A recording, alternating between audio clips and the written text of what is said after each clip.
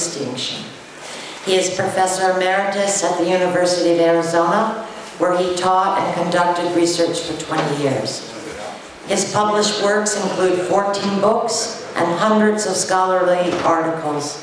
Dr. McPherson has been featured on TV and radio and in several documentary films. He is a blogger, a cultural critic, a co-host of his own radio show, Nature Bats Last.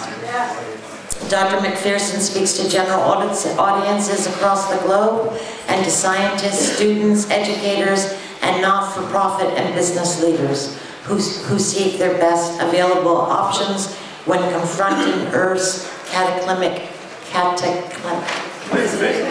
do I say it? Changes.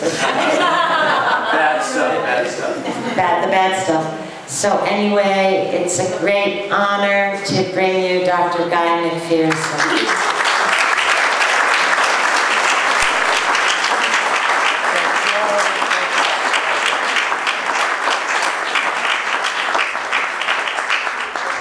And there's one last thing I'd like to say. He is the best educator. I am just in awe of his teaching ability. Ready for you to start. No, really, I think we should have EO talk for the next hour. She's doing great. Thank you, EO. Thank you, Chip. Thank you, everybody, for making the trip. I have friends here from as far as 7 hours drive away, and from Vermont, and from places I probably don't even know. British Columbia, Los Angeles. Yes, these people are crazed, I'm telling you. Thank you all for coming, I appreciate it. I'm going to talk about abrupt, irreversible climate change, not the linear kind of climate change most of us have heard about for many years. Typical responses to my presentation of evidence include confusion, character defamation, libel, and slander. There's been a lot of that in my life over the last decade, really. Consider, for example, this, of course, she's talking about me. I've been promulgating this message for more than a decade, and most of you never heard of me until today. This is a great example. This is one of my lines from May of 2009, and apparently it doesn't belong to me anymore. It belongs to Truth Theory, whoever they are. So I first talked about this in an essay from May in 2009. It's one of the most stolen, plagiarized pieces of writing in my history, at least. Among the many publications who have adopted my work without mentioning my name are the New York Magazine, which wrote a piece after David Wallace Wells interviewed me for 2 or 3 hours and used my words verbatim repeatedly, never mentioned my name. But of course everybody knew it was me, so Michael Mann, perhaps the most famous working climate scientist today, distinguished professor at Pennsylvania State University, immediately wrote a hit piece in the Washington Post about me, calling me a doomist cult hero. Taking no evidence taking no particular interest in the evidence I present, but instead just calling me names, which is the usual approach. The Guardian was among the early publications in the mainstream who adopted the tactic of attacking me, and they've done 2 hit pieces on me now. I'm quite proud of that. And yet, over the course of the last couple of days, everything they write is the kind of thing I've been writing for a decade. Curious. Abrupt, irreversible climate change should come as no particular surprise. It was many years ago, 1912, what is that, 106 years ago in a few days, that coal consumption was affecting the climate. We've known this for a long time. Before that, in April of 1896, Svante Arrhenius wrote and published the first referee journal article on the topic of climate change as a result of burning fossil fuels. And it was long before that, nearly 50 years before that, that U.S. Ambassador and naturalist, a combination you rarely hear about these days, George Perkins Marsh, pointed out that if we burn fossil fuels, we can expect two outcomes: global warming and the urban heat island effect will accelerate. This is in 1848. It's not as if we haven't been warned for a really, really long time. Based on some relatively recent literature published in 2013, and so because of the way the journal process works, this paper was written no later than early 2012, and probably was written in 2011 by Quintero and Weens, and they were projecting climate change and its impacts on vertebrates like us, for example. And they looked at more than 500 extant species and concluded that projected changes, linear, gradual changes through 2100 would require rates of niche evolution for those vertebrates that are more than 5 orders of magnitude faster than typically observed among those species. So the bottom line here is that linear, slow, gradual climate change vastly outstrips the ability of vertebrate organisms to keep up. And we're no longer in the midst of gradual climate change. We were warned by the director of the New York office of the United Nations Environment Program, Noel Brown, in June of 1989 that we had 10 years to fix this whole carbon dioxide problem. And if we wait beyond that, things are going to spin beyond human control. In fact, he was hinting at self-reinforcing feedback loops, the kinds of phenomena that take the matter out of human control, and instead the Earth starts developing a set of actions of her own. Just more than a year later, October of 1990, it wasn't a single individual working for the United Nations, it was the United Nations Advisory Group on Greenhouse Gases that pointed out we absolutely could not go beyond 1 degree Celsius above the 1750 baseline, the beginning of the Industrial Revolution. If we reached that point, we could trigger rapid, unpredictable, and nonlinear responses. And what we're talking about here is self-reinforcing feedback loops, or so-called positive feedbacks. The snake eating its own tail. The snowball that we roll down the hill, and after a while it picks up speed of its own and starts rolling on its own. We don't have to push it anymore. It's out of human control. The United Nations was correct to focus on the idea of habitat in pointing out this could lead to extensive ecosystem damage. This is really important because we are human animals, and as such, as with every other plant and animal on the globe, we require habitat to survive. Habitat is the place or environment where a plant or animal normally lives and grows, and obviously corn doesn't usually inhabit the microwave.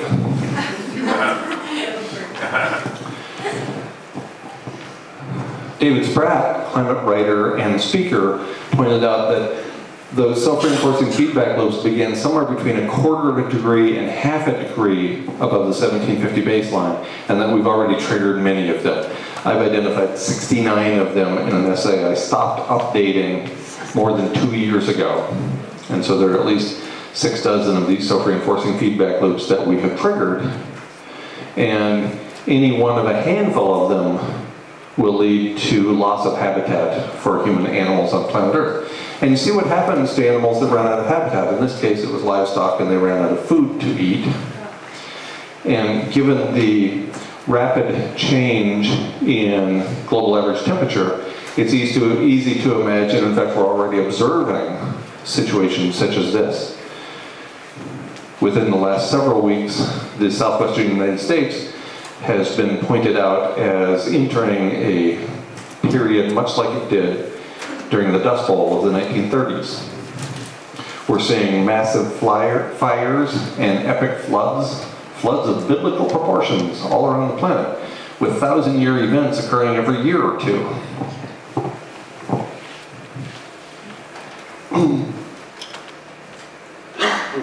A little bit more about habitat.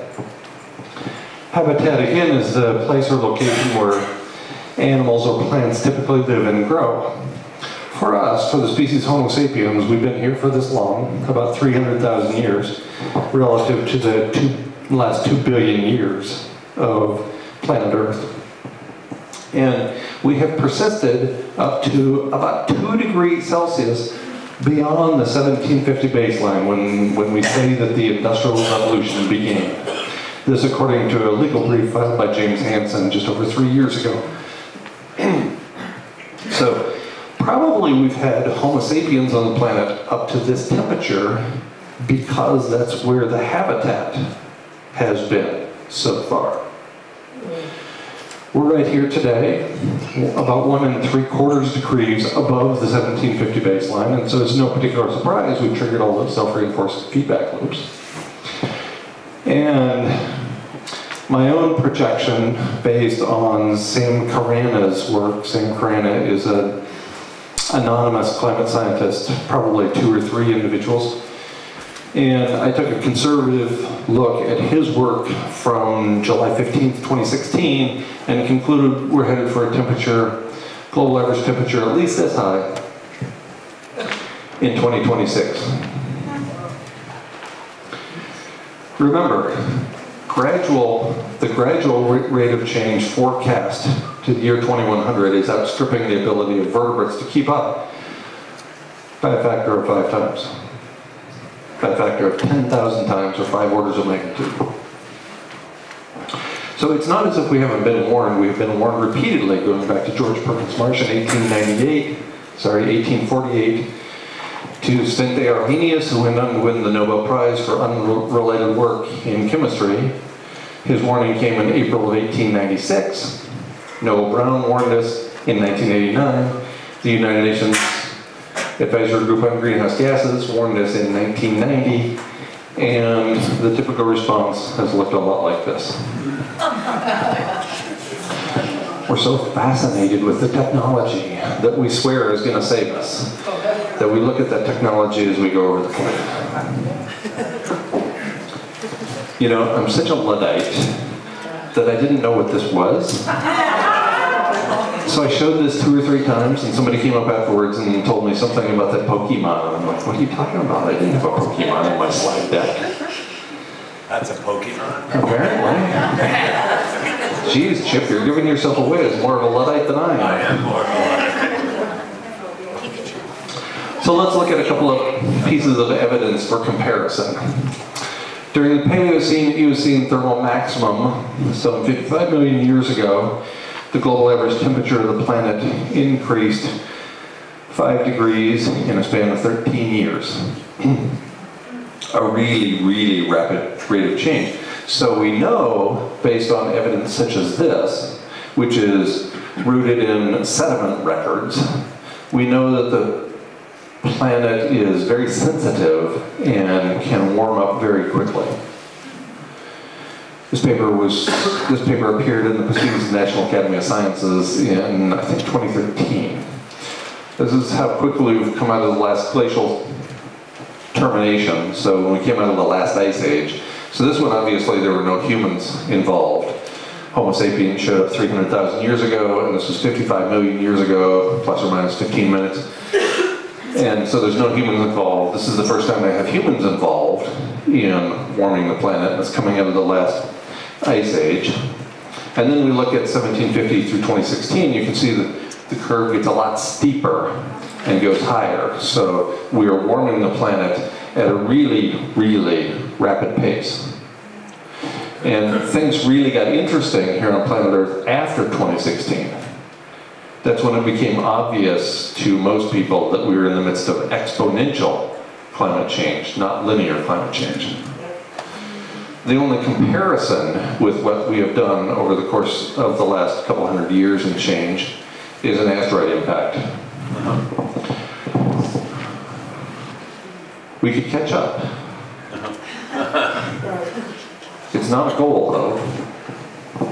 I'm going to talk briefly about 2 paradoxes, and then I'll elucidate with a little bit of information about what is meant by the 2 paradoxes. But first, I'll just introduce them. Civilization is a heat engine. driving us to extinction. No matter how we power civilization, solar panels, wind turbines, wave power, whatever, it heats the planet. Terminating civilization heats the planet even faster because of a phenomenon called global dimming, or the aerosol masking effect, that would take serious issue with asteroid impact and take this line all the way up to the ceiling. And that's going to be awkward. Second paradox is that geoengineering must be employed, even according to the Intergovernmental Panel on Climate Change, among the most conservative scientific bodies in the history of the planet. And of course, no evidence indicates geoengineering will actually work. So we need to do it, and it's bound to fail. Let's unpack those a little bit. According to work initially by Tim Garrett, atmospheric scientist at the University of Utah, who first wrote a paper about the laws of thermodynamics and civilization as a heat engine in light of the laws of thermodynamics. He wrote and submitted that paper in 2007 to 10 different journals. They all turned it down. Finally, it was accepted for publication by one of the more courageous men on Earth, Stephen Schneider, who happened to be on his deathbed. So as an editor of Climatic Change, he sent it out for review. The reviews came back with taking no issue with the evidence. And Stephen Schneider said, well, I don't like this paper. Nobody likes this paper. Nobody wants civilization to be a heat engine. Nobody wants us to have to turn off the water coming through the taps and stop the fuel filling stations and have no more food at the grocery store. But if that's the way it is, that's what evidence is about. So it was published. It was published electronically in November 2009. The outcry from the scientific community was immediate and loud. So the paper was immediately pulled from publication. It was then published finally, some 16 months later, in February 2011, officially published, only when 2 academic research groups were allowed to respond to Garrett's paper. And by the way, he was not allowed to comment on their responses. When people tell you there's no politics in science, you can relay them that little story. Based on the laws of thermodynamics, civilization is a heat engine. Period.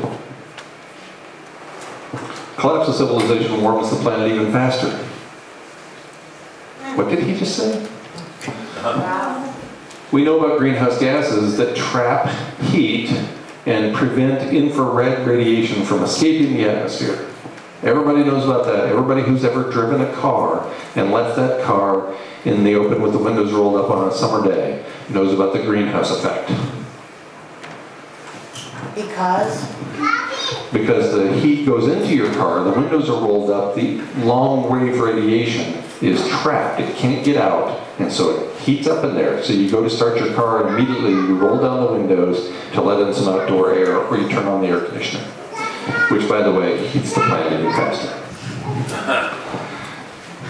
At the same time industrial activity produces these greenhouse gases that we know about, it also produces something that most of us don't know about. And that's particulates, most notably sulfates, and especially sulfates associated with burning coal. And these sulfates go up into the upper atmosphere and block the sunlight from entering the atmosphere in the first place. At the same time we're putting up windows in our greenhouse, we're also putting up umbrellas to allow the light from even entering the upper atmosphere. If we stop burning fossil fuels, especially coal, those sulfates all fall out of the atmosphere within 6 weeks. The only reason we maintain them in the atmosphere, they're constantly falling out, we're just pumping more in there. So the more coal we burn, the more sulfates there are to provide protection and umbrella for us. The first paper on the topic came out in late 2011 by James Hansen and colleagues and indicated a degree or so cooling from those sulfates, from those particulates in the atmosphere. So at the same time we're heating the planet, we're also cooling the planet through industrial activity. So if we turn off the heat engine known as civilization, the planet heats up even faster. That's inconvenient. A subsequent paper after the Hansen and colleagues paper by Levy et al. A couple of years later indicates that it takes as little as 35% reduction in industrial activity to crank up a 1 degree C global average temperature rise. That's enormous. That takes us well beyond the point at which humans have occupied the planet in the past. And the rate of change is so fast that there's no way complex organisms will be able to keep up. You cannot warm the planet 1 degree Celsius and expect trees to move. They're anchored. Plants are anchored in place. They're sessile.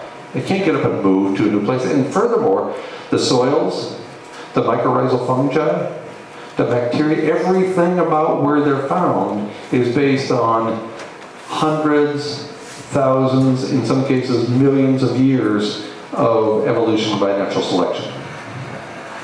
You can't change the environment rapidly and expect the plants to keep up. And if the plants can't keep up, the animals can't keep up either. What could possibly cause such a global average rise in temperature? We're talking about a change that occurs over a span of 6 weeks that could result from the crash of 2016. Oh wait, there was no crash of 2016. I don't think Tom Hartman was wrong about this. I think he was premature. I think he was ahead of his time, as he is on so many topics. I think the crash of 2016 could easily happen this year. The system is stretched to the max. And it has been since we papered over the whole global financial crisis by printing money like it was going out of style. Which for most of it kind of is. Whether it's the European Central Bank or the Federal Reserve Bank of the United States, the response to the global financial crisis of 2008 was to pump money into the system. Nobody took any action that got at the systemic nature of the problem. And so, never since 1929, since the big crash that triggered the Great Depression, never since then have we gone this long without a major correction in the stock market. It's been 10 years. Guy, could you just elaborate on why that crash, the money crash, makes the industrial complex drop? So if the stock market crashes, if, for example, you work for, what's a company? My company, no. A company that DuPont, say you work for DuPont, and a whole bunch of other people do too, and a whole bunch of other industries and corporations depend upon DuPont. If DuPont's stock drops 90% or to zero, who goes to work for DuPont? DuPont becomes unreliable. They're not going to pay their bills, they're not worth anything. Suddenly, they're not worth anything.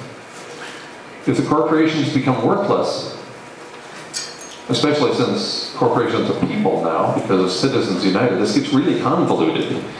Because now the corporations are worthless, which means people are worthless. And I'm not sure all of them are. Anyway,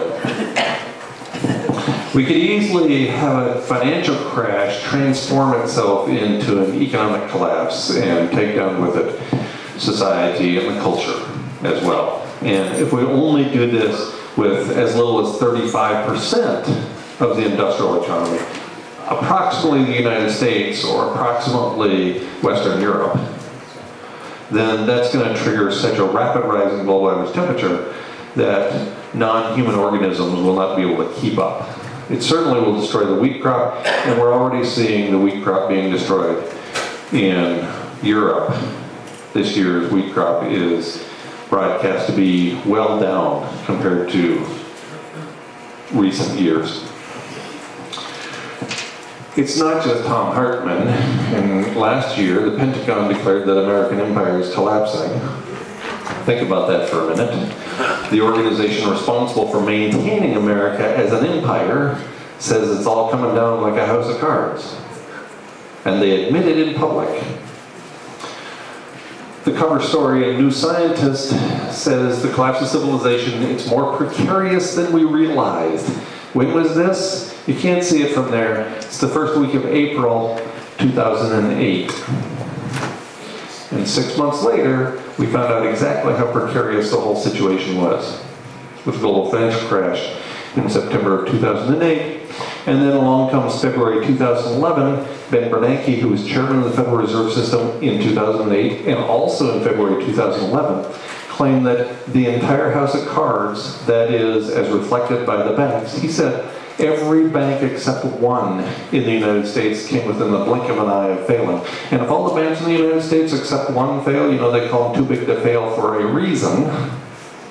If they all fail, nobody's going to go to work. Nobody's going to go to the grocery store because there won't be anything there. So it's more precarious than we realized. I'm not saying that such an event will happen this fall, but it might. The crash of 2016 might just be delayed for a couple of years. Or maybe we'll be able to sustain the unsustainable set of living arrangements that we have forever. And if we do, civilization is still a heat engine. So, damned if you do, damned if you don't. The second paradox is that global warming is irreversible without massive geoengineering of the atmosphere's chemistry. This even according to the Intergovernmental Panel on Climate Change with their vaunted fifth assessment, which was heavily leaked beginning in 2013, officially released in 2014.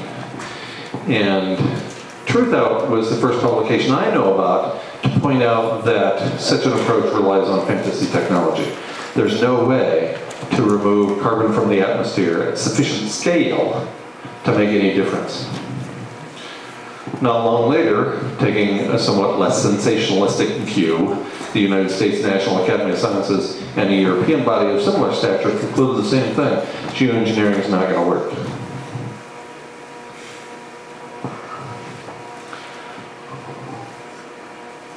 This is not the National Enquirer. This is a very conservative group of scientists who are taking a detailed look at all the published evidence for and against geoengineering and concluding that it won't fix the situation.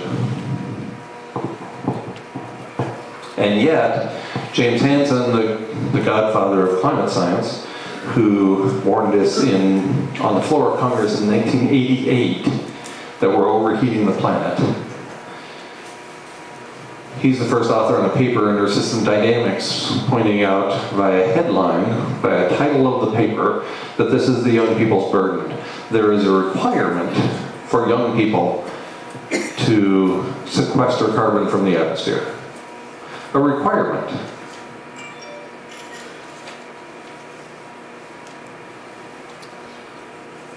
James Hansen and I represent what I would consider to be the two worst generations in human history in terms of what we've done to the atmosphere, what we've done to the lands and waters, what we've done to the whole planet. We have mined the planet for a few bucks. And now James Hansen has the audacity to tell his grandchildren, it's up to you. You better fix this. There's no known way to fix this, and you need to fix it. Oh, and then there's the nuclear issue. James Hansen is a fan, and a bunch of other climate scientists are too, and they forget about two things in promoting nuclear power. Well, apparently they forget about 3 Mile Island and Chernobyl and Fukushima, but they forget about two broad topics as well. The waters are warming, forcing the shutdown this summer of several nuclear power plants around the globe because the waters are too warm to cool the spent fuel rods from the nuclear power plants. That's in Finland.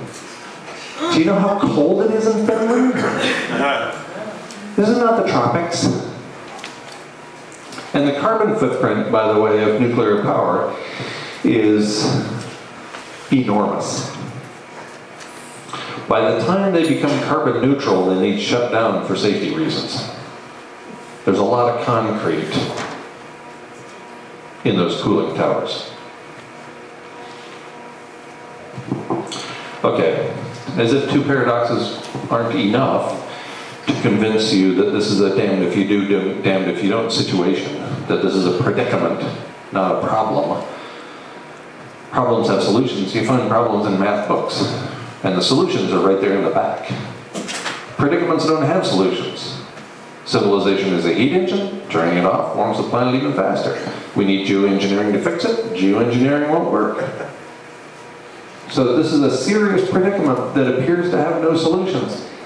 And then tack on that finally, the scientific community through the refereed journal process admits that we're in the midst of the sixth mass extinction. More than a decade after conservation biologists have been writing books pointing out that we're in the midst of the sixth mass extinction.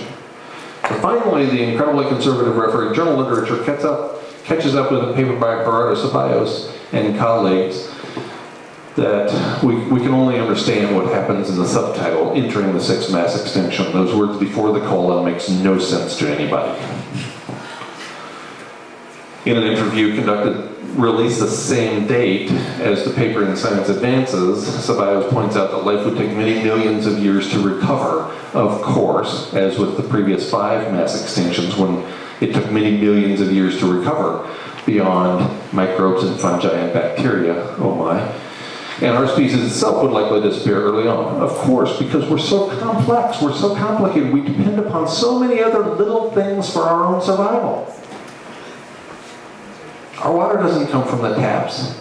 It comes from the wilds. And specifically, it comes from places that there's a bunch of strainers out there in the form of microorganisms that are cleaning the water for us. There's a bunch of pollinators making sure we have food. There's a bunch of decomposers. Without the decomposers, all the trees that die would just stack up. In 30 years, you wouldn't be able to walk through the forest because there'd be so much dead material lying on the ground without decomposers. All that carbon would accumulate. It wouldn't break down. So, this is the first paper pointing out that we're in the midst of the sixth mass extinction. 2 years later, a different group of co-authors, again with Gerardo Ceballos as the lead author, indicates that we're in the midst of the sixth mass extinction. And I'd like you to take a look at the first 2 words of that title of the paper, something I thought I would never see in the refereed journal literature, which is by its nature very conservative. Again, this is not the National Enquirer, and the title screams biological annihilation. I never thought I would see the day. I published dozens of refereed journal articles, and they're mostly unreadable for the lay public because the language is such that it's incomprehensible. And certainly we don't write the titles so that people can actually understand them. That's what distinguishes science from, quote, normal people, is that you can't understand us, and that's by design. A colleague of mine once said that the 3 primary products of science are controversy, confusion, and publications. I think that's by design.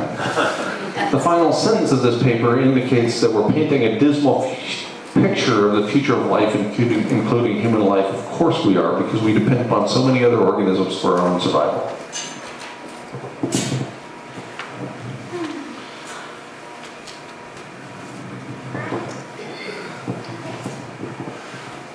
There's a paper from the most conservative of conservative sources, which is the annual review.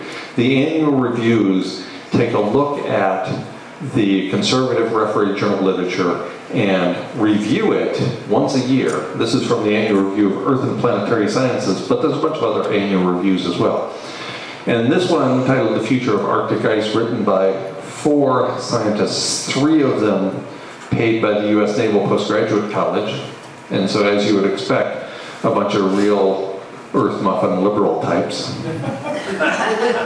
working for the U.S. Naval Postgraduate College conclude that we have until 2016, plus or minus 3 years, to reach a nearly ice-free Arctic. And they use the term nearly ice-free Arctic because the scientific consensus is that an ice-free Arctic is reached when we have 1 million square kilometers or less of ice in the Arctic. 1 million square kilometers, because beyond that it's really difficult to evaluate. So you see in the 1980s and 1990s, we're in the blue zone. We're up there above the 1981 to 2010 average, the 30-year average. But then after 1990 or so, things start going south in a hurry, and we get less and less ice volume in the Arctic. And the projection, the latest projection I've seen, which was a little less than a week ago for 2018, was that at the end of the melt season, approximately coincident with the the autumnal equinox in the northern hemisphere, September 20th to 21st, that projection indicates we'll have about 4 million square kilometers of ice. We'll be down, or cubic kilometers rather, we'll be down in this neighborhood, which is a really small number, but good news, it's not a million or less. So that's great news, that we have not yet entered the arena of 2016 plus or minus 3 with an ice-free Arctic. So the projection might be wrong. It could be that the very, very thin ice that's in the Arctic right now will in fact be gone by the end of this year, but it would surprise me. As a basis for comparison, when satellite records began in 1979, right here, the average ice thickness for the Arctic ice was more than 3.5 meters thick. More than 3.5 meters thick. That's just about from the floor to the top line of the slide there. Annual review of Earth and planetary census. And this year, more than 99% of the ice is less than a meter thick, which is from here down. So to say we're treading on thin ice is actually an accurate statement. We have cyclones in the Arctic now. You heard about that? Cyclones, we never used that term to apply to the Arctic until 2 years ago, well, last year. Now we have cyclones in the Arctic, and it could be that we have a significant cyclone during the remaining melt season, and that would eliminate all the ice. But I don't think that's going to happen this year. I think we dodged yet another bullet. And as pointed out by the president of Finland, who has an unpronounceable last name, so I won't even try, if we lose the Arctic, and here he means if we lose the ice in the Arctic, we lose the globe, and by this he means we lose habitat for humans on Earth. The Arctic is a planetary air conditioner. We are an ice-dependent species. We need ice in the Arctic. The last time there was no ice in the Arctic Ocean was more than 3 million years ago. Homo sapiens have been here for 300,000 years, and more than 10 times ago, that long, was the last time we had an ice-free Arctic. And that kind of condition is associated with what we call hothouse Earth, a term that you've been hearing quite a bit about lately. I started writing and speaking about hothouse Earth 10 years ago, and now it's all the rage. And I have bad news too. It's not all Pollyanna for me. I know that's what you came to expect. There's also that issue of nuclear power plants. I already mentioned them. We can't cool them fast enough, so they're temporarily turned off. But to decommission them takes a really long time. To safely decommission a nuclear power plant requires a long time. There's more than 450 of them around the world. You'll see the real hotspots for them are places like here in France, Western Europe generally, and Japan. That's where we have a bunch of them. So when civilization fails, when the heat engine known as civilization fails, when money doesn't matter anymore, when people stop going to work at their nuclear power plants, they all melt down catastrophically, and they spew ionizing radiation all over the globe, and probably strip away the atmosphere of Earth and leave Earth resembling Mars, a rock-like planet floating through space, with no potential for life ever occurring on Earth again. I think that's the bad news. Yeah. Pretty sure that's right. What about the cement covering them over? So we could do something. We could do what was done at Chernobyl. Chernobyl, because it was inland, the almost immediate response was to pour so much concrete onto Chernobyl that it formed a sarcophagus and prevented that ionizing radiation to do what it did at Fukushima. That can't be done at Fukushima because it's right there on the coast. To safely decommission a single nuclear power plant, according to a guy named Jazzco, the most recent ex-head of the Nuclear Regulatory Commission of the United States, it takes 50 to 60 years. 50 to 60 years to decommission one if the money is spent on it. Dog years? Human years. So, we could prepare, we could start shutting down those nuclear power plants like they did at Chernobyl. That might provide a little insurance, I'm not even sure of that. But it would certainly be better than doing nothing, which is apparently the route we've chosen. So, what to do? Well, I'm not the first to give you a terminal diagnosis. Surely you knew, since you were 12, that you were going to die. I learned when I was 11. When I was 11, my grandmother died. And I barely knew the woman. You know, we visited once a year. And I cried for a long time. And looking back, a couple of years later, I'm trying to figure out why that affected me so much. And I realized it was because it wasn't about her, it was about me. I realized that if she's lethal, if she's mortal, if she's going to die, then it might affect me too. That was like the most horrible news I'd ever heard. We're all going to die. How we act between now and then determines who we are.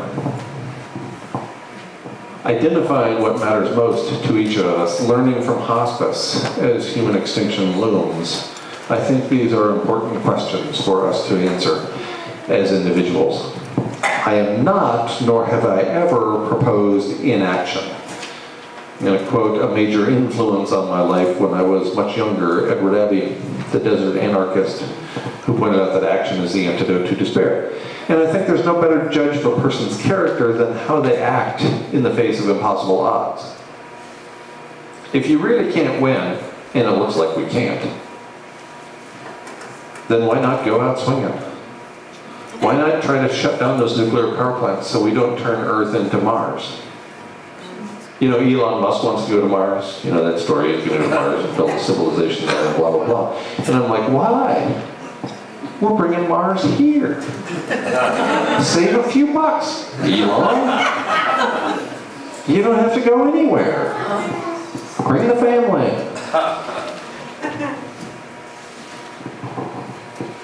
So what to do? How do we live with a terminal diagnosis? And by the way, you all know by now that you were given the terminal diagnosis at birth. You know, we forget about it along the way. The whole culture causes us to believe in the infinite growth paradigm, that we can actually have infinite growth on a finite planet. Of course that's ridiculous. And so somewhere along the way we come to grips, we realize that we too are going to die. Some days I think, that'd be great. I mean, I have bad days.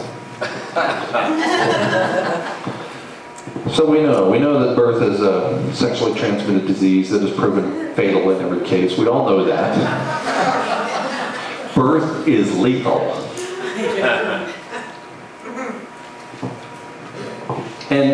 And the certainty of my near-term death, and it's not because I'm ill in any way beyond what you can observe, but I'm certain I'm going to die, and it's going to be pretty soon.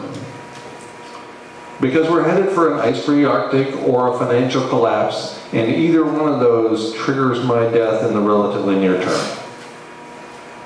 Even if the folks at the U.S. Naval Postgraduate College were not conservative enough, even if the projection goes until 2020 or 2021, even if the system holds together for that long a time, longer than it has since the Great Depression, still that's not a long time.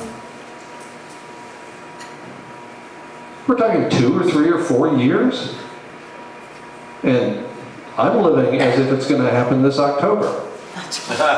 I'm living with death over my left shoulder. Ice cream. I'm pretty sure the financial collapse is coming this September or October. And if it doesn't, what have I lost? I'm living more fully as a result of my certainty of my near-term death. And I couple that with the absurdity of all life.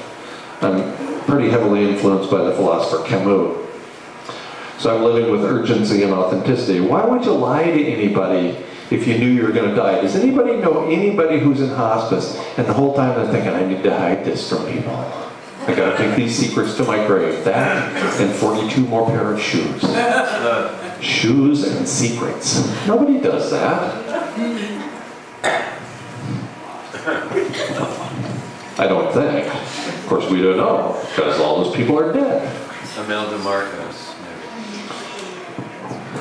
So, I give advice only because people ask, not because I think I'm actually qualified to give advice.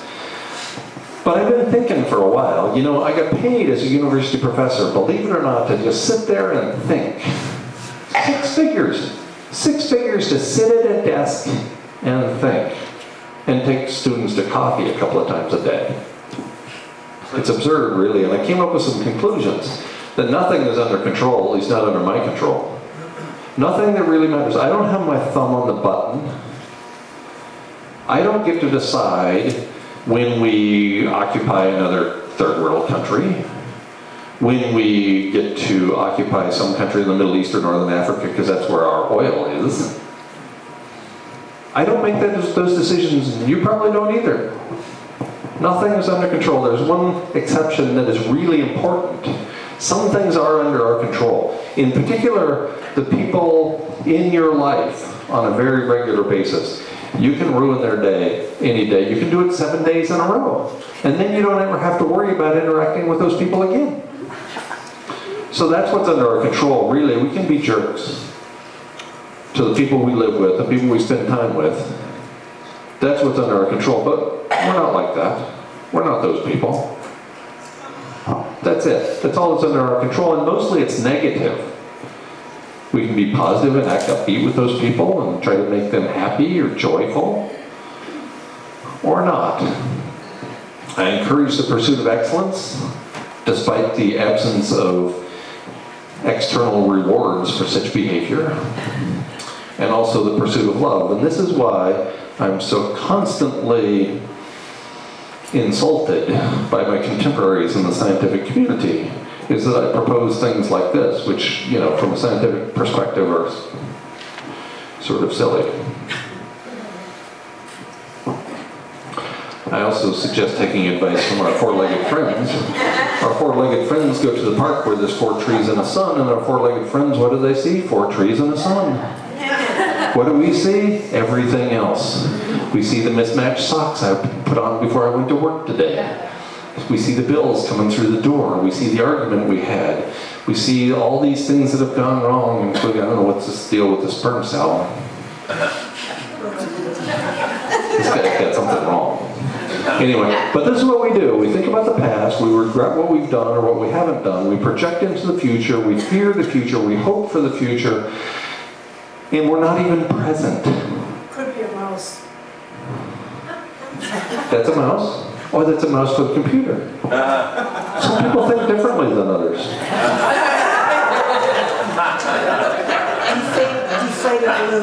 Isn't that weird? You see a mouse. A balloon. Huh. Anyway, so we could actually be more present with the ones we're with. If that's for me, they can call me afterwards. My students used to do that in my classes, only once or twice. And I would take the phone and I'd say, oh, it's Mom. Hi, Mom. Yeah, she's not available right now. Oh, this is Guy. I'm teaching the class today. Oh, what? And she hangs up. Sorry, your mom hung up.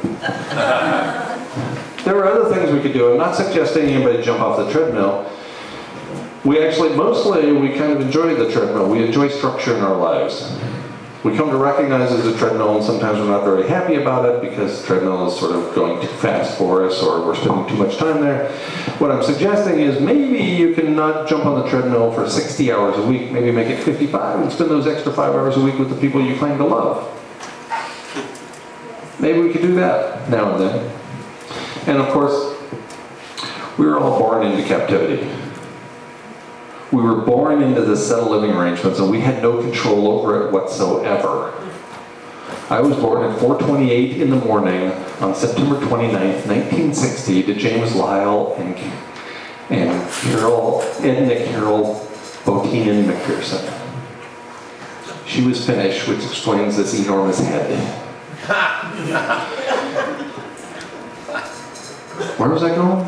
Oh, right. So I was born on February 29th, 1960, at a certain time in northern Idaho, at a certain place, to two educators. And because of that, because of when and where I was born, I have experienced the greatest economic expansion in the history of humanity. And now I'm seeing the greatest economic contraction in human history that will lead to my demise. Is that amazing or what? And I didn't have any control over any of that. And neither did you. We're a victim of our circumstances, but what we don't have to do, we don't have to use the expectations of others to reinforce that cage we were born into. The cage we call civilization. You have to do certain things. Everybody here is pretty much fully dressed. Some of these expectations of others are good. I was talking to my partner Pauline today, and I wasn't dressed yet, and she said, you could go like that. And I mentioned that the expectations of others, sometimes they're good. So you have me to thank and not her for this. Again, a major influence in my young life was the desert anarchist Edward Abbey, and another one of his quotes indicating that I'm not suggesting you drop out, tune out, smoke weed, not that there's anything wrong with that, for the rest of your life. Not that you jump off the treadmill forever, that's not what I'm suggesting at all, but I'm not suggesting inaction either. I just don't think we can be particularly attached to the outcome of our actions. I've been influenced by Buddhist philosophy, not Buddhist religion. There's a difference. So I think we can, if we choose, take action that's beyond nuclear. We could decommission, we could begin the process, we could prepare to safely, or at least more safely, shut down the nuclear power plants, more than 450 of them around the globe. We could do something if we were so inclined, and I would like to think that we are. And I do things in my own life. I don't, contrary to what you read on the internet, I don't tell people that they should just lay down and die. Even if you recognize your terminal diagnosis from birth, you knew you were going to die pretty much from the time you're 12. And yet, nobody lays down and dies at that point. What I suggest is we use that information, the knowledge of our own death, to live more fully. To accomplish the things that we actually want to accomplish, to treat decently the people around us, and maybe the whole living planet around us. Maybe that's just weird. I have other advice. Stephen Jenkinson is, according to himself, a participant in the death trade. His entire adult life, he's been a member of the death trade. His 2015 book is very good, Die Wise. There's also a documentary film about him. And his latest book, which has just come out, Come of Age, is about elders and eldership. And he tells this story. I've interviewed him when I went to a presentation of his, and he tells this story pretty much every presentation. He's on a team with nurses and doctors, and they meet every week or so with respect to a terminal patient. And they have these meetings for every terminal patient once a week or so. So they're talking about a particular terminal patient, and it always comes up every single meeting right away. When do we start sedation? When do we start sedation? And thousands of times now, Stephen Jenkinson has said we start right away. Not with the patient. The patient knows he's going to die. They don't need sedated. We need to sedate the family and friends. They're freaking out. I think there's something to that. When you're in hospice, when you're the person who's coming to grips with your own death and you know you're going to die with great certainty, you accept it. Other people might not. Other people bargain and fight and deny and do all those Elizabeth Kubler-Ross stages along the way. But we can move beyond that. We could, in the words of Jenkinson, die wise. I've even written a couple of books about the whole subject. With my co-author Carolyn Baker, Extinction Dialogues, and the subtitle is really the whole story, How to Live with Death in Mind. So this book is a collaboration of the uber left-brain scientist me with Jungian counselor and philosopher Carolyn Baker.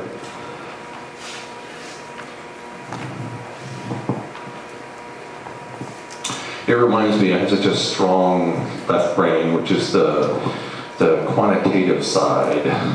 And people ask what's wrong with me. And I tell them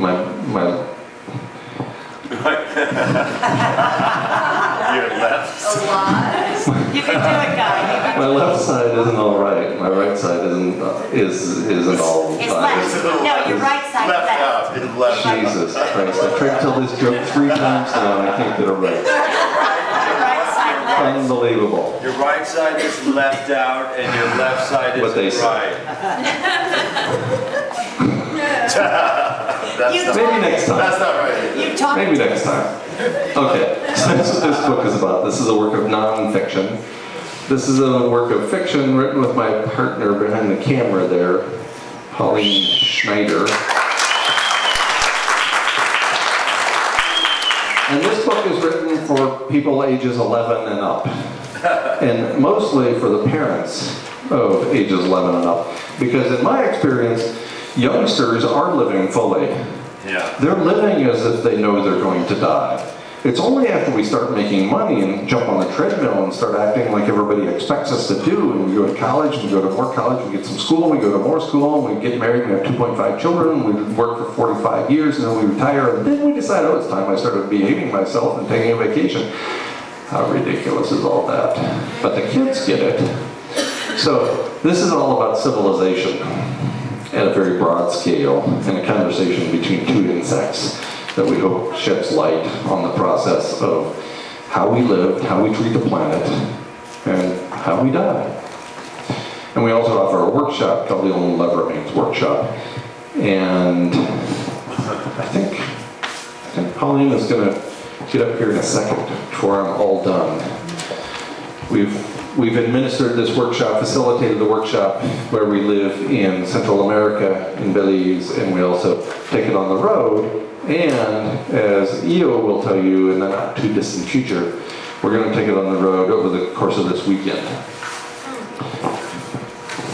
Final slide, and I want to really hammer this point home. Charles Schultz had it right. Someday we do die, but on all the other days we don't. I think that's important. We are going to die, every single one of us. The world's oldest human being at the time, early March 2015, turned 117 years old. And at her 117th birthday party, she was asked to ponder those first 117 years of her life, and she said, and I quote, "It seemed rather short."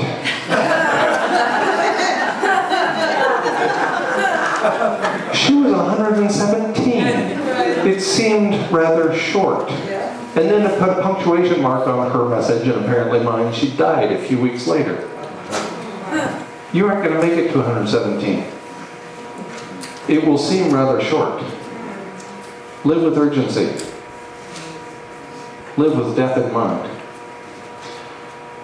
Pauline, will you come up here, please?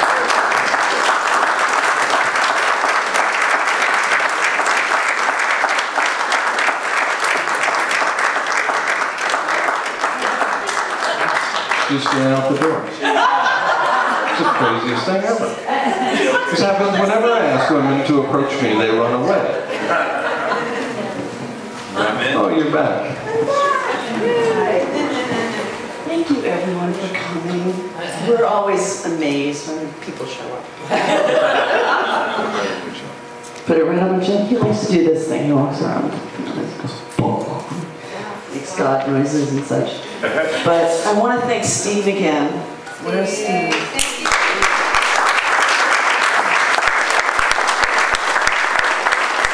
the silent rock star here tonight.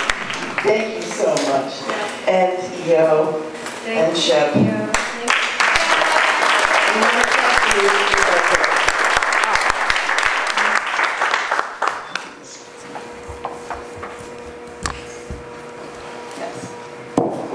Can you come collect your book, please? That's your prize.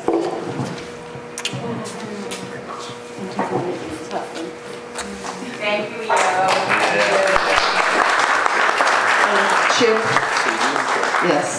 Susie's not available. She wasn't able to be here tonight, but this is for Susie and Chip, who are amazing. Thank you so much. And Susie, if you don't know her, is Chip's significantly better half. Give me a hug too. Significant. And you know. I know. And we're going to move on to the Q&A, but you've got some things to announce. There you go. So when Slide off. Slide is on the face.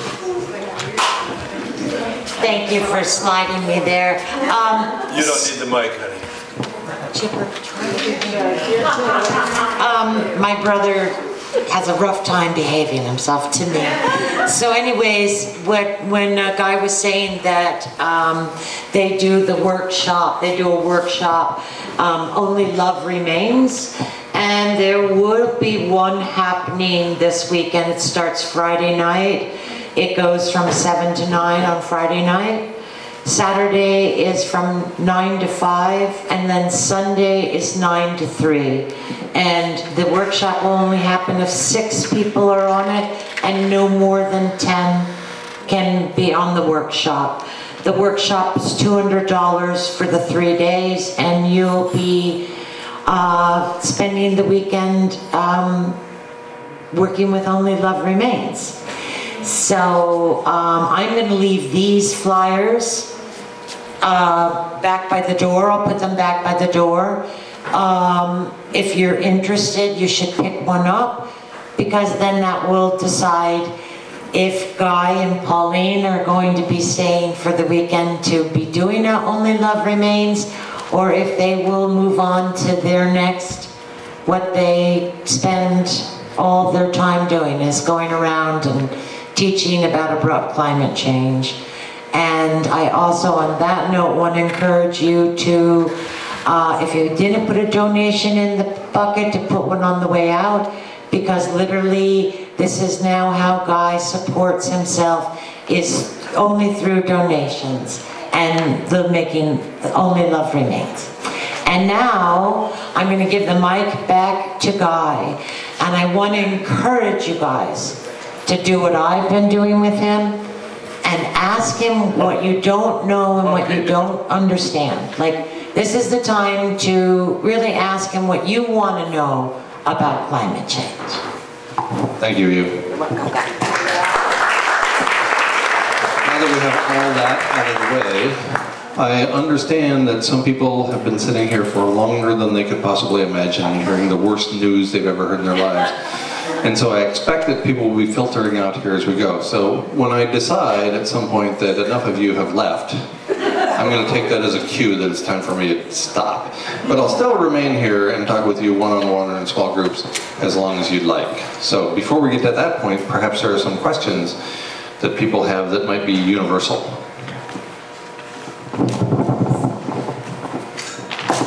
I just read a report recently that they're doing work to try to capture and store CO2 below the earth, under the ground. Do you know anything about that? Or could you comment? Yes, I can comment. It was called carbon sequestration, carbon capture and sequestration. It's captured and then sequestered underground or in a variety of other ways. So this is one of the projects or proposals or ideas that have been proposed in what I consider the spirit of too little too late.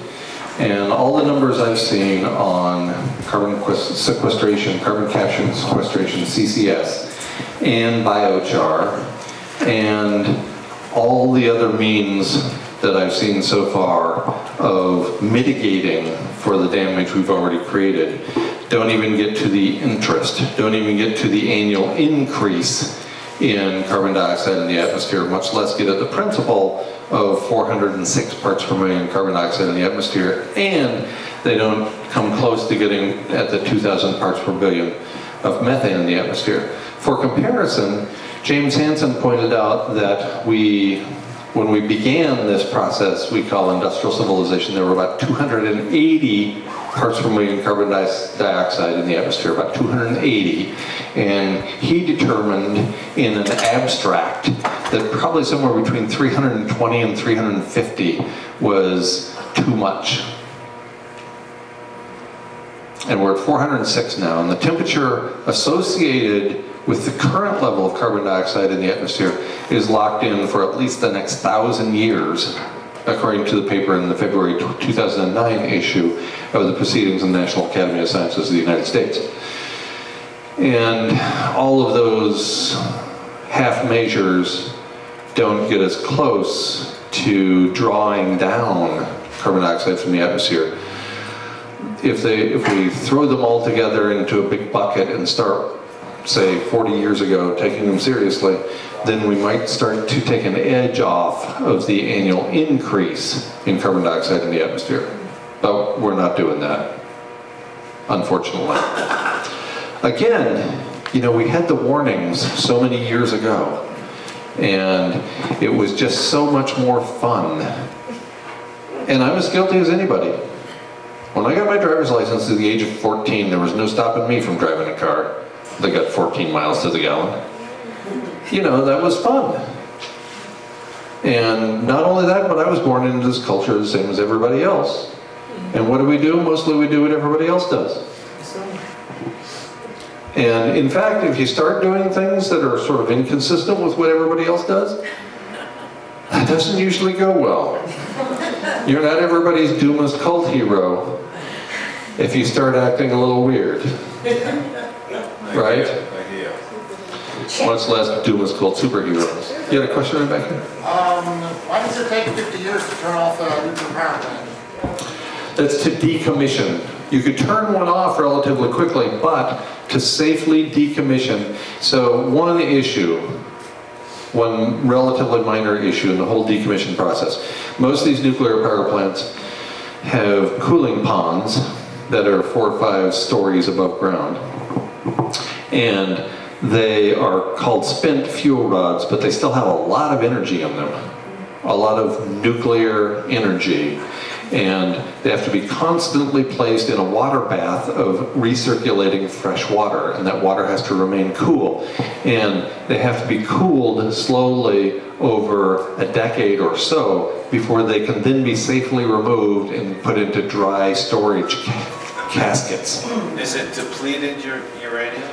It's not depleted in the sense that we hear about with weaponry, for example. But they're called spent fuel rods because they get rid of enough of the plutonium or uranium that they're no longer really, really hot. So then those ones get taken out, stored 4 or 5 stories above ground. This is the case in Fukushima, in these pools of water, swimming pools 4 or 5 stories above ground. What could possibly go wrong on an incredibly volcanic area known as the Ring of Fire. And then the new fuel rods are put in that are really hot. They still have a lot of energy in them. And it's a constantly recycling in and out process to use the best, most high energy fuel rods. And so those spent fuel rods, and this is what happened at Fukushima, when they evaporate off the water, because the cool water was not constantly being added because the generators ran out of fuel. So then the water is no longer being recirculated, so the water heats up really quickly and boils off, and it produces the kind of fires this planet had previously not experienced when those spent fuel rods exploded. They're really, really, really hot, and they spewed ionizing radiation all over the planet. Fukushima may well be an extinction level event for humans over several generations. The Pacific Ocean is already characterized by large dead zones off the coast of Japan that weren't there before. And there's so much that we don't know. You know, Helen Caldecott has been pointing out for 50 years the risks associated with nuclear power. And we just keep forging on as if they're the greatest things since sliced bread. And they're horrible in every way, and there's so much that we don't even understand about the consequences in terms of lethal mutations that arise from being exposed to ionizing radiation. Do you know the difference of the depleted uranium and No. the uranium? No, I don't know. You know, I've become a generalist. Like everybody else in academia, I started as a specialist. And once I left active service at the university, I became a generalist. So I started looking at all these different factors. And that's how I came to inherit this horrible title of being the leading authority on this particular topic. But what that means is, on so many of the specifics, I don't know anything. You know, I depend upon the specialists for their incredibly deep knowledge about so many of these topics, and I'm just able to skim the surface because there's so much there. There's so much that we don't know. It's remarkable, actually. Yes, they're in the back. So when you talk about what an individual can do, or a family, or us here, what are some of your thoughts on like people getting giant arrays of solar panels, or heating with wood, or, you know, can you talk a little bit about what are some of the solutions? What is the implications of like cooking all with wood and firing with wood, or getting your giant solar panels, or a giant geothermal? So in 2003, I began planning my escape from what I knew at the time was an omnicidal heat engine, to which we affectionately refer as civilization. But I knew that it was responsible for killing hundreds of species every day. I'm a conservation biologist. The three pillars of conservation biology are speciation. When and with what predecessors does a species come into existence? Extinction, when does the last individual species die? And habitat, what's required to support that species? So that's my expertise over the last many years. And I recognize civilization as being a bad, bad child.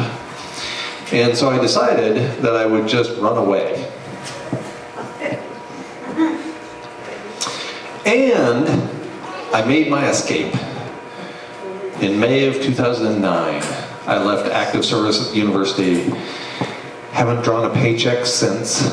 Spent all of my pension almost immediately creating a platinum-grade homestead where I could live off the grid and grow all of my own food.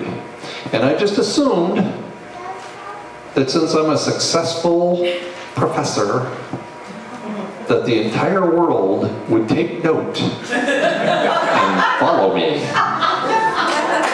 I didn't think it was funny.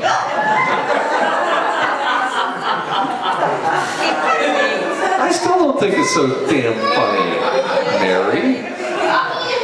I thought we were friends. We are friends and you're so I just thought, because I had this whole thing worked out, and I pointed out that we're driving all these species to extinction, we're fouling the air and dirtying the water and washing the soil into the ocean, and every civilization is characterized by endemic racism and endemic misogyny and endemic monetary disparity that leads to poverty, and all I have to do is show the way. Come here, right here, everybody just come along, we're gonna grow our own food. Look, I have a shovel. I could barely distinguish between a zucchini and a screwdriver when I started the damn project, and here I am growing all my own food in 2 years. I'm milking goats. I'm making cheese. I'm raising chickens. I have a goose named Myrtle. And nobody gave a shit. Nobody followed along. So I've been living off grid since then. And so, well, first I had to destroy every relationship in my life. You're getting a little ahead of the story. So I lived at the homestead in New Mexico that was relatively near the University of Arizona. So I made that initial escape, and then after I destroyed every relationship in my life, I moved to Belize with this young lady behind the camera. Yeah, I thought it was pretty awesome. A whole bunch of people didn't think so. Yes? First I wanted to let everybody know that there's the Rise for Climate March on September 8th, and it's going to be all over the world, all over San Francisco, New York City, and around here in New York. Please speak louder. Rise for Climate March, September 8th, all over the world. Is there a local chapter or group putting something together? Newburgh, New York City, Poughkeepsie. There's, I think, a group going from Woodstock. And then I had a question. Do you know anything about the geothermal experimentation above the Gila River Indian community in Phoenix? Do I know anything about the geothermal? They are doing near Phoenix, the Gila River. The Gila River Indian community. I was told by somebody who knows, who does some work in the United Nations, that they're doing an experiment with creating a barrier. I don't know the technical words for it, but an ozone barrier by dumping chemicals like 20 miles above the community, the Indian community, and it's being, somebody from Harvard has started this study. And I was wondering, since you're from the area, if you know about it. I think it's still not well known. There's a couple key people who do know about it, but it doesn't seem like anybody's really reacting or voicing an opinion about it. Right, I think you're referring to geoengineering, not geothermal. Geoengineering is what I meant. Okay, so David Keith is a professor at Harvard who has proposed solar radiation management, the most commonly proposed idea to cool the planet. He has proposed doing an experiment with solar radiation management over Arizona and New Mexico, which, by the way, clearly violates international law. Not the United States give a shit about that. And has been demonstrated, it's the most studied geoengineering technique and has been found repeatedly to not work. David Keith has not asked anybody, any of the residents of that area, if they want to be sprayed with geoengineering technology. And so perhaps one of the reasons you don't hear about it is that I don't think there's any way it's going to be carried out. The literature is clear when the United States National Academy of Sciences concludes 3 years ago that geoengineering, and most of those studies are solar radiation management. When they conclude, when this conservative body concludes that that's going to make the situation worse, not better, then I don't think it's going to get much traction. And of course, it would be attempted over the Gila River Indian population. Wait a minute. Just to piggyback on the geothermal. Geoengineering. The dropping of chemicals out the back of jets all over the country every single day, chemtrails, is part of that geoengineering. That's right. And if you're saying it doesn't work and people know you, who can you speak to get it to stop? Right. It's a daily thing all over the planet. Follow the money. Clearly, since not a single person followed me in my quest to abandon civilization, I'm not going to have much impact over anybody that matters. When I say, remain calm, nothing is under control, this is what I'm talking about. Certainly not under our control. So, I'm not even going to head down that road, all the way in the back there. Yes, I'd like to know if you can talk about a little bit more details about the workshop would be about. Yes. Can you repeat that? She wants to know if I can talk a little bit more about the workshop, the Only Love Remains workshop. I would encourage you, if you're even remotely interested or not, you're just looking for entertainment, to go to onlyloveremains.org, and you can find out a lot about the workshop. But the bottom line is the workshop is designed and facilitated for people who have accepted the terminal diagnosis, who actually acknowledge that not only am I as an individual going to die, but that the human race, like every other species before us, Homo sapiens, like the 6 other species of Homo that preceded us, is going to go extinct too. So if that's you, and you find this to be, we'll say, a lonely experience, because nobody will talk to you about it, then the workshop might be for you. So we spend an hour and a half or 2 hours the first night describing what we're going to do and how we're going to do it, and assigning exercises that are relatively easy to complete logistically, but that are almost impossible to complete intellectually and psychologically. Then this is the workshop for you. So then we give you the entire second day, 9 to 5, to hang out with us, spend time, eat meals with other people in the workshop, and work on those exercises. And ponder the questions that you've never thought about before. What the hell are you going to do with your life, now that you know you only have days, weeks, or months to live? Now what?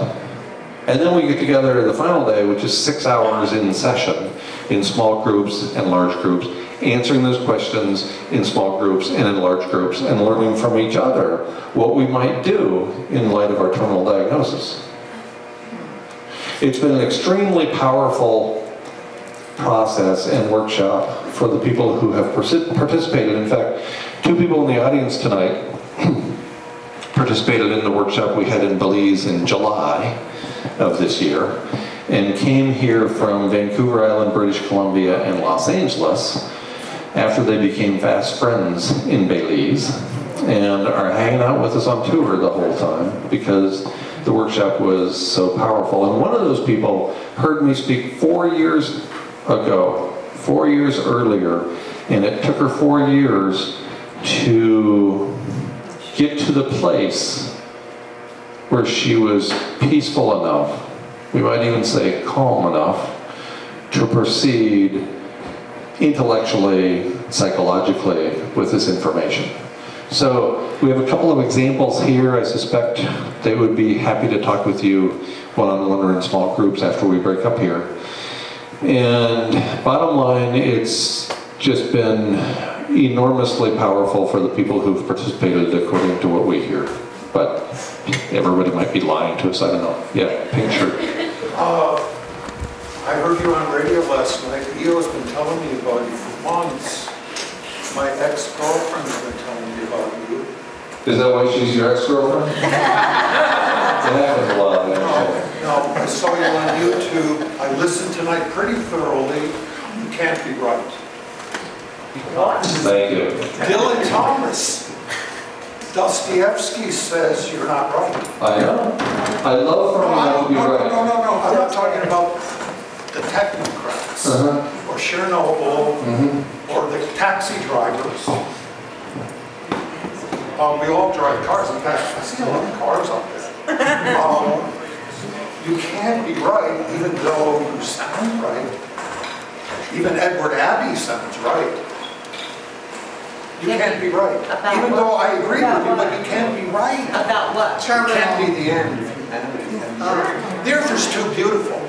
It can, and we won't let it happen, but I don't know what we'll do. You can't be right. I refuse to accept your diagnosis. Guy, meet Ron. Meet Ron. I refuse. Thank you, Ron. I won't accept this, although you're nice. I don't think you're Charlie Manson. No, you're not right. That's fine. I don't care if you accept the terminal diagnosis. I refuse. Dylan Thomas, that's great. I understand. I get it. No. I don't want to be right either. Guys. I think Elizabeth Kubler-Ross's first stage of grief denial. Guy. Another question.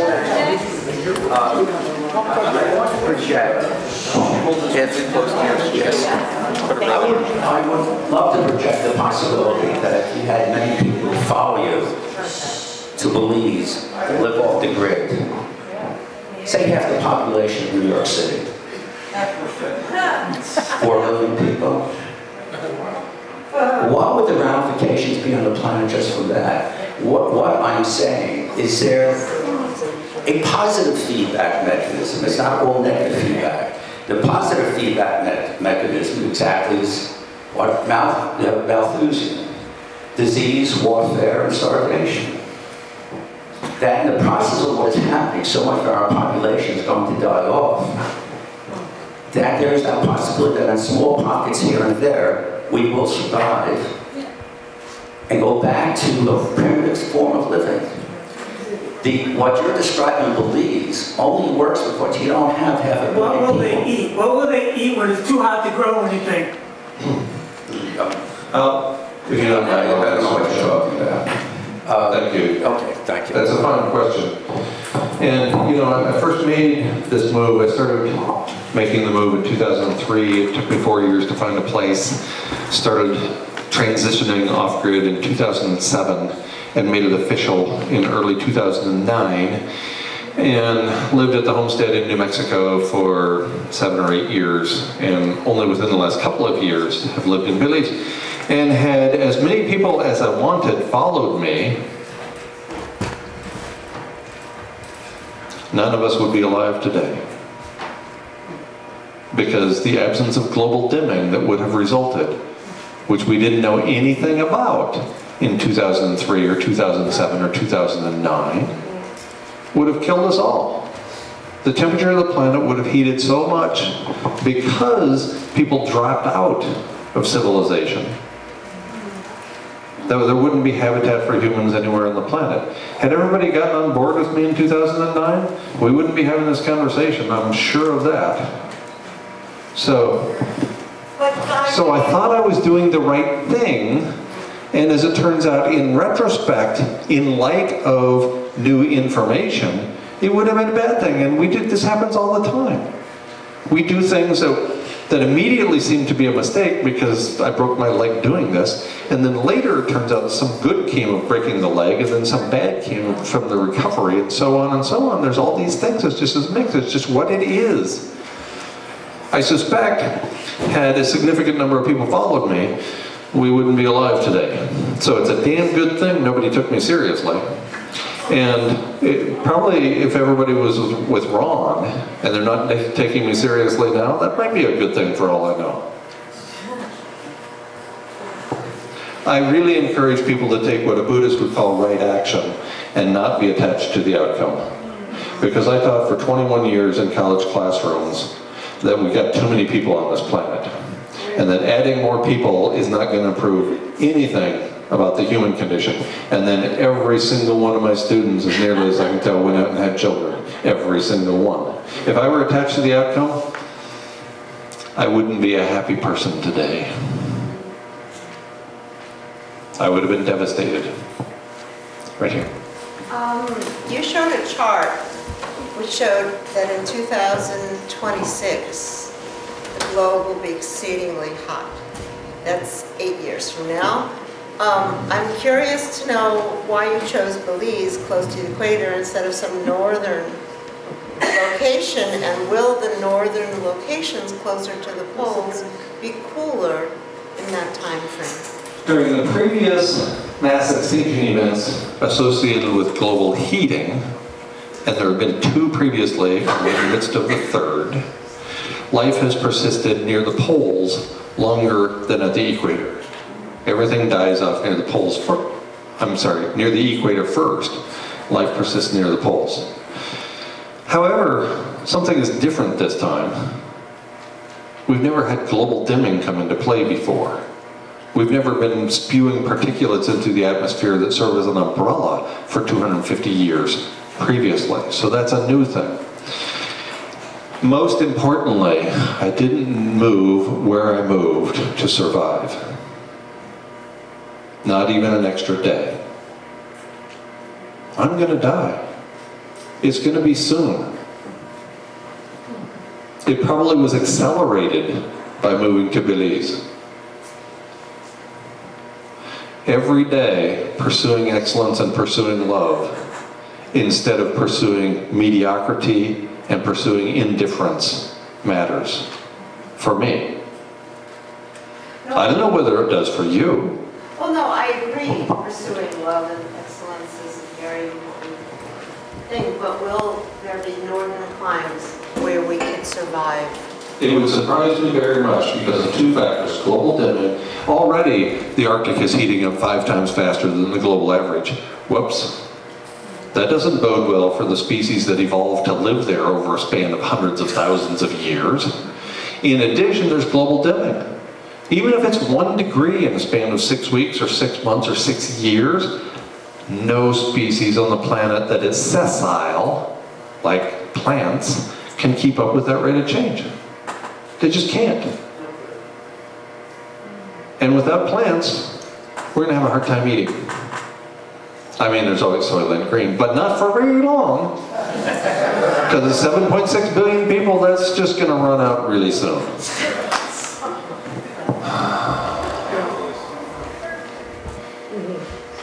Sure.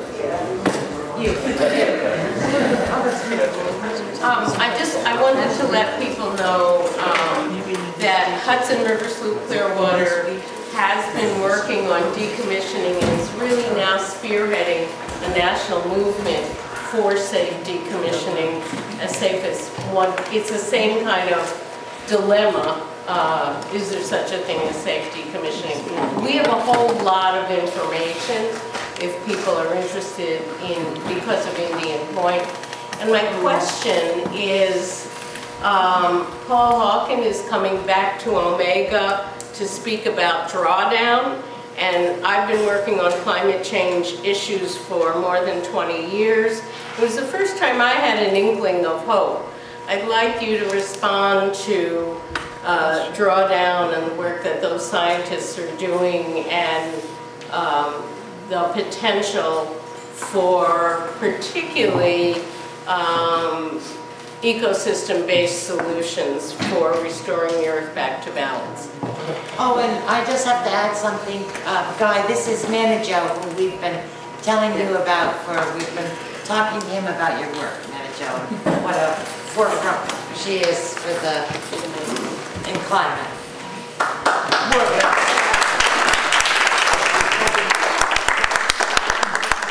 Thank you for the question. You bring up 2 important points. Drawdown, which has been demonstrated by the National Academy of Sciences and a European body of similar stature to not be an effective approach to addressing anthropogenic climate change.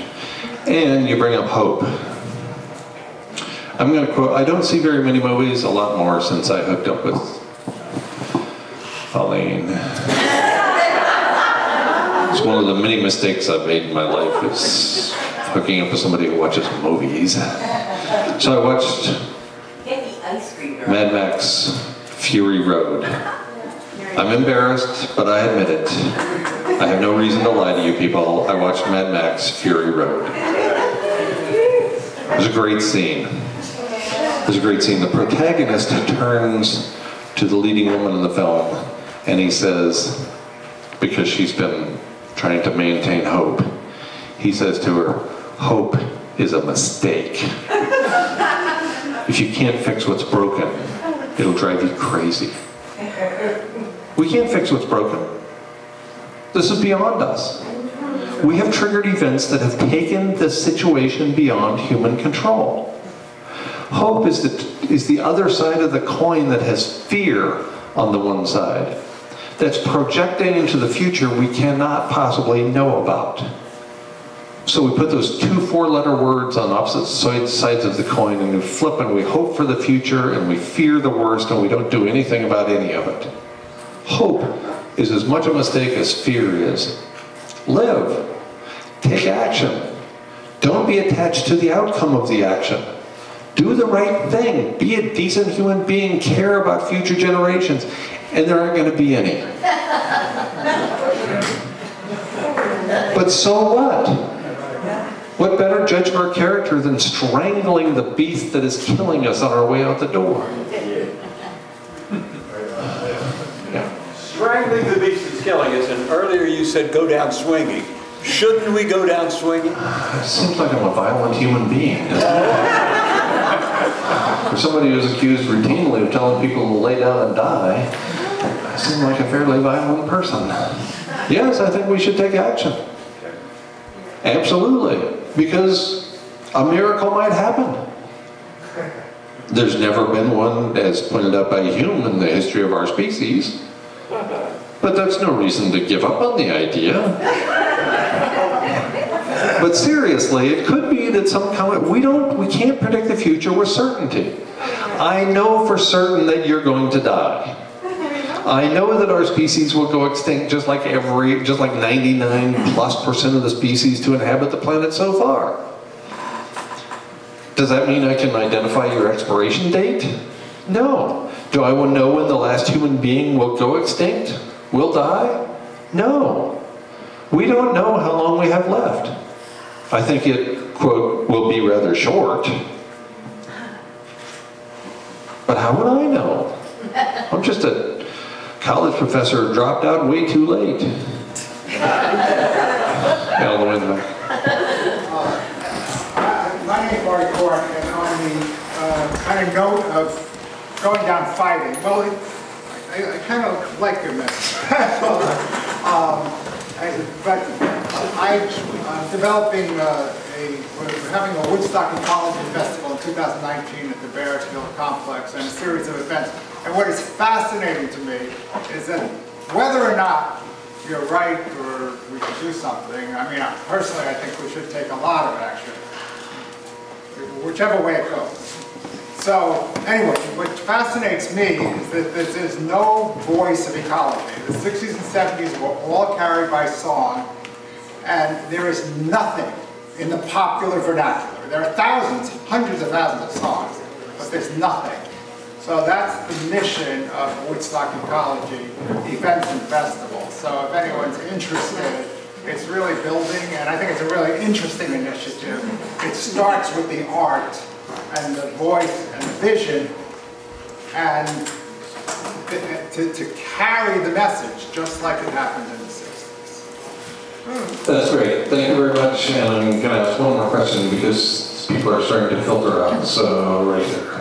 Today I heard a gentleman on the radio speaking, I think his name is Ben Davidson, speaking about the cycles of solar sunspots, magnetism, and impact on the heat of the Earth. Are you familiar with his work? I'm not familiar with his work, but I suspect I'm familiar with the ideas that he talks about, solar cycles and the Maunder minimum and the mini ice age and yes. Blah, blah, blah. Any impact in the near future? No. Within our the Maunder minimum, the so-called mini ice age, resulted from a 0.4 degrees Celsius decline in temperature. 0.4 degrees. We've warmed the planet beyond the because of the Industrial Revolution by 1.75 degrees. 0.4? That's way behind us. We could cool the planet by 0.4 degrees and I guarantee you we'd be nowhere close to a little ice age, or much less a big ice age. These people like Adapt 2030 on YouTube, and a guy, I think his name is William Casey, who are telling us about the forthcoming ice age, big ice age, little ice age, whatever. There's no evidence to support any of that nonsense. But you don't need evidence when you're on YouTube. I hardly ever even call it YouTube, I call it the troll farm. Because that's what's being bred there and raised in great numbers. I see no evidence to support those ideas, and I haven't heard of Ben Davidson, but I bet there's not much there. Okay, one more question. Just one more all the way in the back, because you've been so you're like me when I was in first grade. Can you tell the crowd about the raise in temperature of the planet because of the methane release, because of the disappearing ice and the loss of reflectivity? That's so big. Yes, you need to talk about that. So at the beginning of the Industrial Revolution, which we generally peg at 1750, there was about 750 parts per billion methane in the atmosphere. Methane, or CH4, is a primary component of natural gas. It is more than 100 times more powerful a greenhouse gas than carbon dioxide is, molecule for molecule. There were 750 parts per billion in 1750. Now there's more than 2,000 parts per billion. And when we lose the ice in the Arctic, or maybe even before we lose all the ice in the Arctic, there's a group of researchers headed by Natalia Shikova from the University of Alaska Fairbanks, who described a likely 50 gigaton burst of methane from beneath the relatively shallow seafloor of the Arctic Ocean that they said was highly possible for abrupt release at any time. That was late in 2008. Here we are 10 years later with a lot less ice than there was on the Arctic Ocean in 2008, and I'm stunned we haven't had such a release of methane so far. And if we do, that would cause an almost immediate increase in global average temperature of 1.3 degrees Celsius, taking us far beyond the point at which we've had humans in the past. And it's such an abrupt rate, it's such a rapid rate of temperature increase, it's difficult for me to imagine human habitat would persist more than a few weeks or months beyond that. So this is a tremendous increase in methane that we're talking about, and it represents less than 1% of the billions of tons of methane on the East Siberian Arctic shelf, where Shikova and colleagues do their research. Much less in the entire relatively shallow seabed of the Arctic Ocean, much less the terrestrial permafrost that is found throughout the circumboreal north.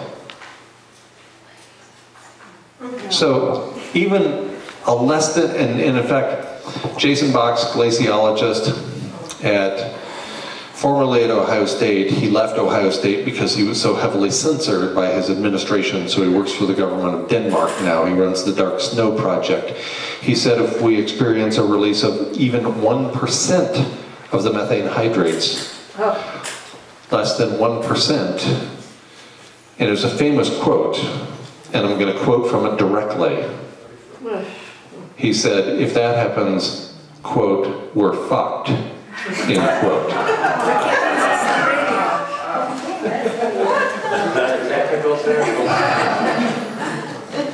Interestingly, a year later he was interviewed by Tom Hartman, and he was asked about that, and apparently he'd received a memo.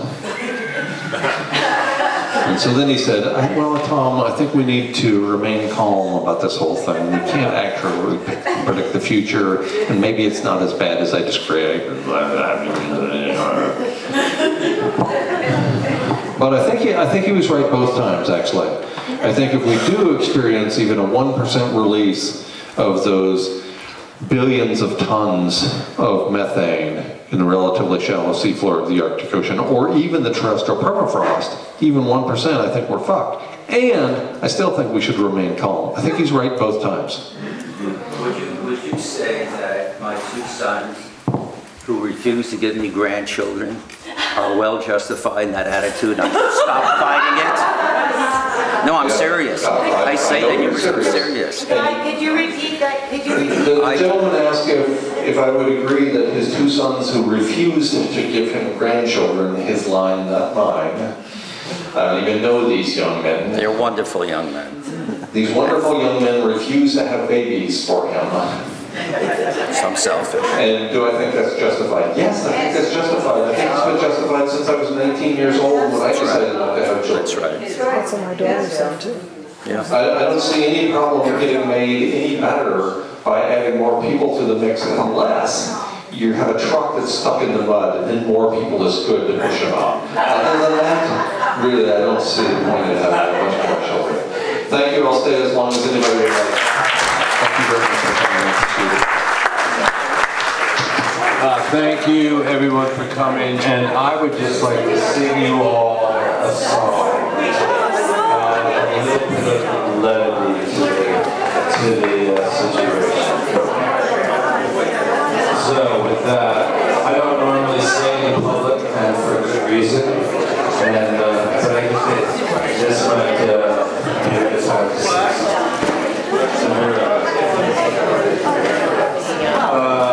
Could we have a little bit of silence for this song before I wait it was Sometimes I just wanna be,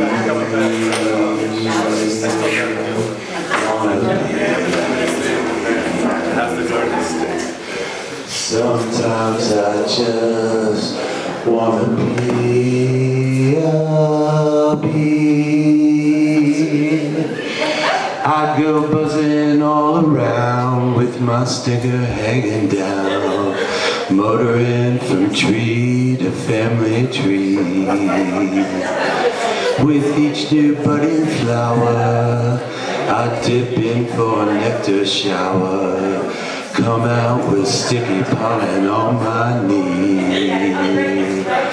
Sometimes I just wanna be. Sometimes I just wanna be a bee. Don't worry about making money, I just work for my share of the honey, doing my thing for the monarchy. Don't worry about staying alive, we've got infinity in the hive. I know that I will always be.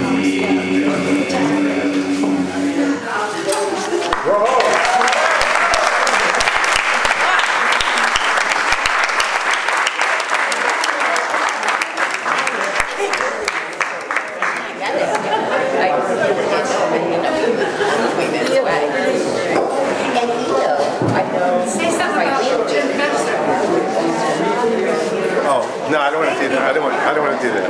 No, I don't want to do that. No, I don't want to do that. Not in this video.